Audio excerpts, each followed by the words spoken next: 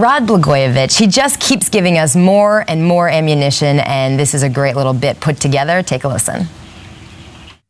Comparing myself to Winston Churchill, no, you're right, I'm not serious. I don't smoke cigars or scotch, and I think I can run faster than him. He told a lie, and that traveled halfway around the world before the truth had a chance to put its pants on. I'm not very good on BlackBerries or computers or anything like that. It's why Donald Trump fired me on Celebrity Apprentice.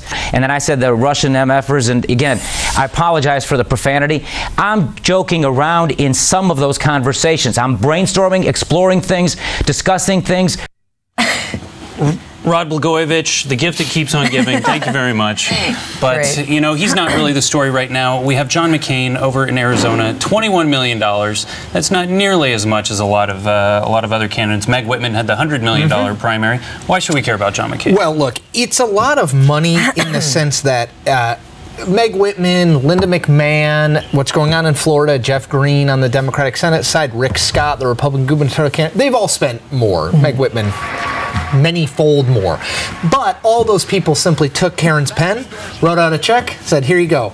This is money that John McCain either raised for the presidential race or raised for this race, and you're dealing with somebody in J.D. Hayworth, his opponent, who we once thought was more serious than he is now, who raised and spent about $2.8 million.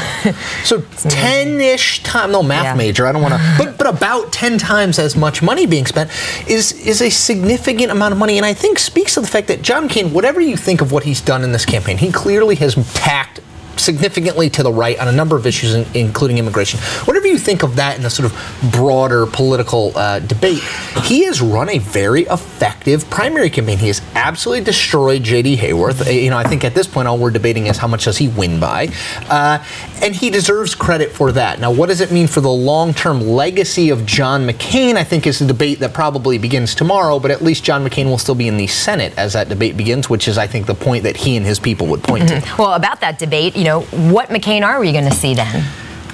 You never really give me your prediction. You never really know.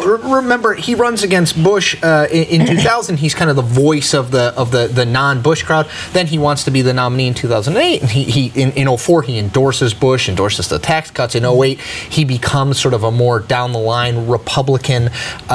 And then in this race, you know, the presidential race ended, and J.D. Hayworth immediately started making noise about running against John McCain. In this race, he's moved even further ideologically to the right. My guess is, I think John McCain is not terribly attached to a lot of issues ideologically. I think in foreign policy, yes. In domestic policy, less so.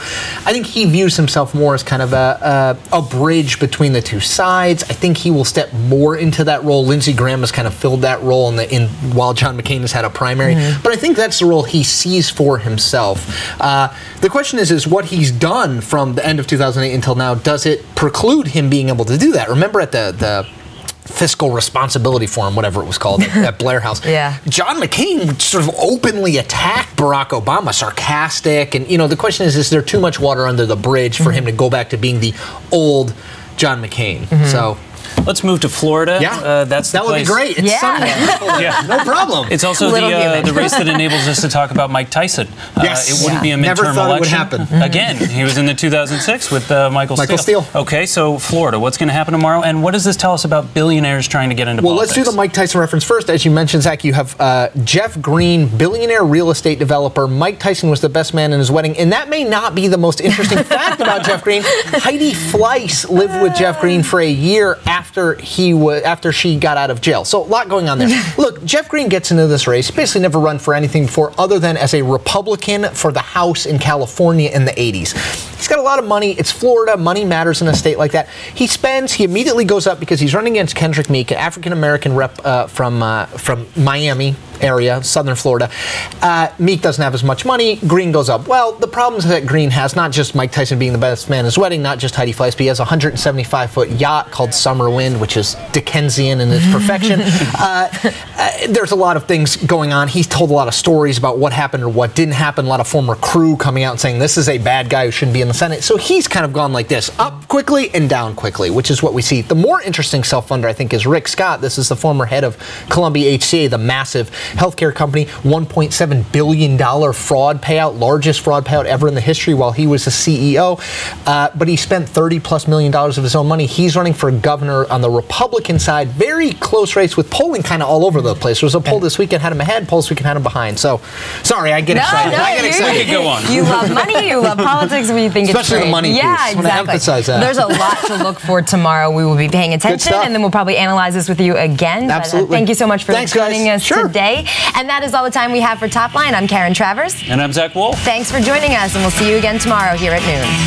So, worst time in DC sports right now?